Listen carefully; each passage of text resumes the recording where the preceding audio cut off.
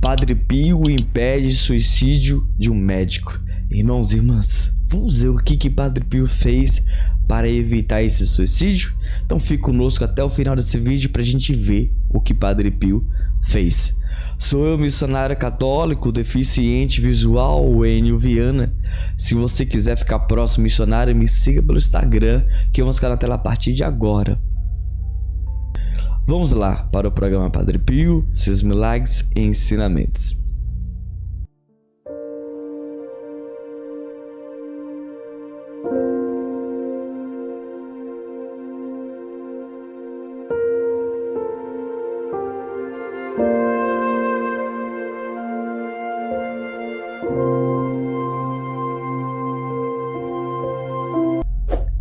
Outro caso foi protagonizado por Michel Boyer, um dos heróis da resistência francesa. Tratava-se de um médico filiado ao Partido Comunista. A guerra civil, da qual participara e na qual testemunhara as maiores atrocidades, deixou-lhe o coração cheio de amargura. Não se tratava de uma crise passageira, fruto de abalos nervosos, porque passara. O problema era muito mais grave e ele sentia medo. Errava de um lado para o outro, procurando em vão ajuda junto aos médicos e a quantos poderiam estender-lhe a mão. Chegou à conclusão que era preferível acabar com tudo, deixar para sempre esta guerra ingrata. Foi quando acidentalmente encontrou um amigo a quem expôs seus problemas. A sugestão dele não podia ser mais estranha. Por que não vai para a Itália falar com o Padre Pio? O que tem a ver comigo esse padre? Tem tudo a ver. O amigo então lhe falou longamente no capuchinho, nos seus estigmas, nos seus dons extraordinários, em tudo o que se dizia dele. Michel encolheu os ombros sorrindo. Bem, se esse padre é mesmo como você diz, que me dê um sinal para eu poder acreditar. Entretanto, a ideia do suicídio continuava a obcecá-lo. Uma noite, caminhando às margens do lago de Lugano, começou a sentir uma irresistível atração por suas águas, sinistramente banhadas pelo frouxo luar que filtrava através da neblina. O momento não poderia ser mais apropriado. Estava só, sem remorsos, podia deixar esta triste vida. Aproxima-se um pouco mais da margem, convencido de ter chegado sua hora. Subitamente, porém, sente invadir-lhe as narinas um perfume, que aparece e desaparece sucessivamente, como lhe tinha descrito o amigo. Uma mistura de rosas e lírios. Não resta dúvida, é o sinal pedido. Volto para casa, faz rapidamente a mala e troca-se para a estação, em tempo de tomar o trem para a Itália. No dia seguinte, está em San Giovanni Rotondo. Lá procura o Padre Pio e sente-se logo fascinado por seu sorriso, sua bondade. Junto a ele, reencontra a serenidade e a paz que está ali procurara. Caríssimo, paz e bem, Deus abençoe. Nós sabemos que durante o nosso dia a dia nós passamos por dificuldade. Isso é notório na vida de cada um dos irmãos. E se eu perguntar para você quais são os sofrimentos que você passa, você vai colocar aí nos comentários. Mas lembre-se de uma coisa: se cada um de nós abrisse nossos lábios para falar do nosso sofrimento, nós não iríamos parar. Mas se você também começar a falar das bênçãos, milagres, curas que o Senhor providenciou, infelizmente parece que nós temos amnésia, nós esquecemos. Sabe por quê? Porque tudo aquilo que vem do Senhor parece que nós esquecemos. E aquilo que machuca, fere a nossa carne, que tira o nosso conforto, aquilo tira, como o mundo afora diz, tira a nossa paz. E nós não podemos permitir, deixar que isso aconteça com nenhum de nós. Nós precisamos permanecer. Eu sei que a vida de cada um de vocês têm atividades a realizar, a fazer durante o dia a dia. Mas se nós deixar de buscar a Deus, o que vai ser de nós? Então nós precisamos cada vez mais não esquecer do ponto inicial que a gente um dia buscou traçar. Eu sei que durante o dia a gente quer nós descansar, queremos ficar em casa, queremos deixar de rezar um terço, queremos deixar de ler a poderosa palavra de Deus. Mas quem somos nós sem a palavra? Quem somos nós sem Jesus? O sofrimento, se não bateu na sua porta, um dia vai bater. Mas o dia que bater, eu e você precisamos estar alicerçados nesse Jesus, que Ele vem e Ele virá em glória e majestade a nos resgatar. E se eu e você não entender essa perspectiva de vida, que é o nosso chamado, é viver na presença de Deus, nós estamos vivendo de qualquer jeito, nós estamos vivendo em vão, porque o nosso maior chamado, entenda uma coisa aqui, você tem a vocação do matrimônio, mas eu e você, Jesus nos chama todo dia a ser santo, e esse chamado o Senhor chama, e é a vocação universal, tanto meu e seu. Lembre-se de uma coisa: você não nasceu para ser padre, você não nasceu para ser mãe ou ser pai, você nasceu para ser santo ou santa. E fora de Jesus não há santidade, não há. É claro que existe carisma, sim, mas a gente precisa estar na presença de Deus. Eu não posso deixar que o trabalho, o relacionamento, a amizade, o que eu faço ou eu vou fazer, me tire os meus compromissos diários com a pessoa de Jesus. Porque se eu começo agora a tirar aquilo que para mim era prioridade e coloco como segunda, terceira, daqui uma semana eu não rezo mais.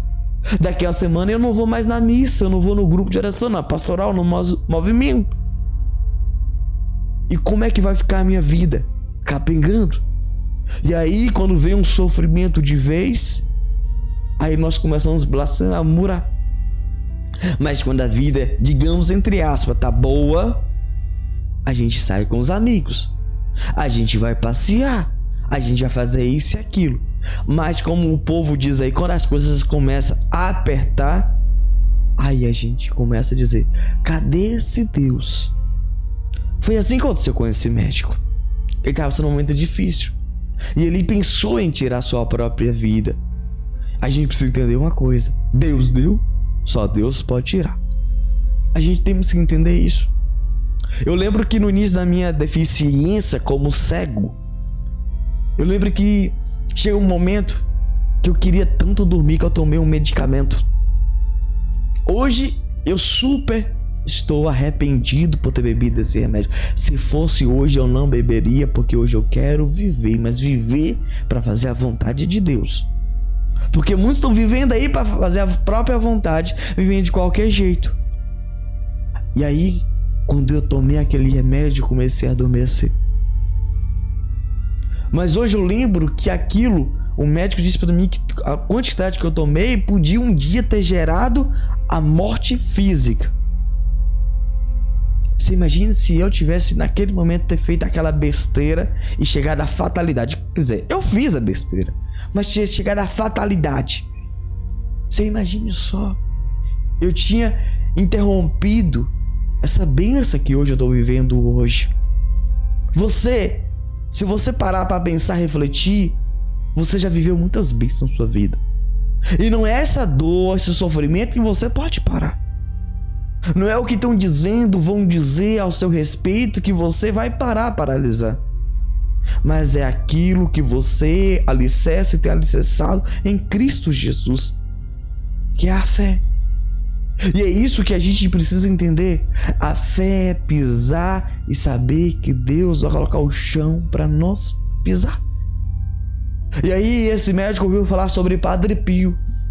Nós precisamos entender uma coisa: nós vamos ouvir algo bom e também ruim, e eu e você temos que estar preparados. Sim, exatamente. A gente muitas das vezes parece que queremos fugir de uma realidade, de uma palavra que vai acontecer com nós. É a morte, é o sofrimento, é a pica, é a ruína, é a destruição em nossa vida. Por exemplo, queira ou não, eu vou encher de ruga, vou ficar velho, idoso. E aí hoje eu vejo as pessoas fazendo máscara disso, daquilo lá. É claro que tem que se cuidar, comer um alimento saudável, saber comer no horário certo. Não estou dizendo isso. Mas as pessoas, infelizmente, elas não querem encarar a realidade de ter ruga. não querem. Os homens, as mulheres chegam na idade e querem pintar o cabelo, tá com o cabelo grisalho. Não tô dizendo que não deve, mas se engana a si próprio. Por que tá se enganando, Enio? Eu quero que você entenda uma coisa. Nós temos que viver aquele momento. Chegou a velhice, viva a velhice. Mas não seja velho preconceituoso. Você pode ser um idoso, mas sendo jovial. Entende o que eu quero dizer? Você pode ter uma cara enrugada, sei lá, de 80 anos, mas a sua mentalidade você pode ter de 20, 15 anos, de buscar crescer, de ter projeto, de querer viver, de querer progredir, de querer crescer. Fisicamente nosso, pouco importa, porque nós somos uma carcaça velha, uma carne podre que vai perecer. Mas o importante é a nossa fé, o importante é o que nós fazemos e vivemos. E ele teve alguém que falou com ele sobre Padre Pio. Talvez você não vai ter ninguém para falar, para te dizer levanta, para dizer não chora, para dizer vem aqui, pode contar comigo, me dê um abraço. Talvez você não vai encontrar.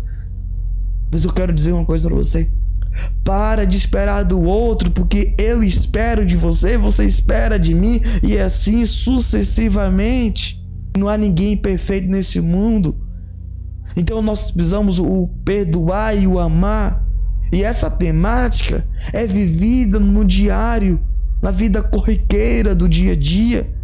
E aquele homem ouviu. Talvez você não vai ouvir, mas o importante não é ouvir. Mas se nós lemos a palavra, nós vamos entender que o Senhor todo dia ele diz para mim e você: não temas, confia em mim. E quando eu começo a confiar, aí você vai entender que Deus te ama e Deus morreu na cruz por você. E ele falou assim: o que esse padre sabe da minha vida? O que eu vou ver com esse padre? É assim que muitas vezes a gente tem dito para as pessoas: quem é você? Você é pecador. Quem é você para dizer da minha vida? Um sujo falando mal lavado. Não é isso que a gente tem dito durante o nosso dia a dia? E talvez aquele irmão está nos ajudando. Talvez aquele irmão está nos orientando. Talvez aquele irmão está nos dando a mão. E eu, por ser ignorante, soberbo, eu não acolho. Eu não escuto. Eu não paro para ouvi-lo. Essa temática, nós precisamos buscar essa humildade. O quanto antes, o hoje, o agora. E aí ele decide encontrar com o Padre Pio. Será, meu irmão, minha irmã, que dia você vai continuar essa amor de não? Nós precisamos viver o encontro todo dia, diário, com esse Cristo. Experimentar o que Ele tem para mim, o que Ele pode, o que Ele irá e Ele vai realizar em nossas vidas. Eu tenho certeza disso. Você tem? Comenta abaixo: São Padre Pio, rogai por nós. E compartilhe com mais pessoas, para que mais pessoas conheçam o nosso projeto e o carisma São Padre Pio. Amém. Vamos colocar o card acima do programa Padre Pio, seus milagres, ensinamentos. Clique e acompanhe. Gravamos com muito carinho e muito amor. Santo anjo do Senhor, meu zeloso guardador, se a ti me confiou a piedade divina, sempre me rege, me guarde, me governa, me ilumina. Amém. Deus abençoe e até o próximo programa.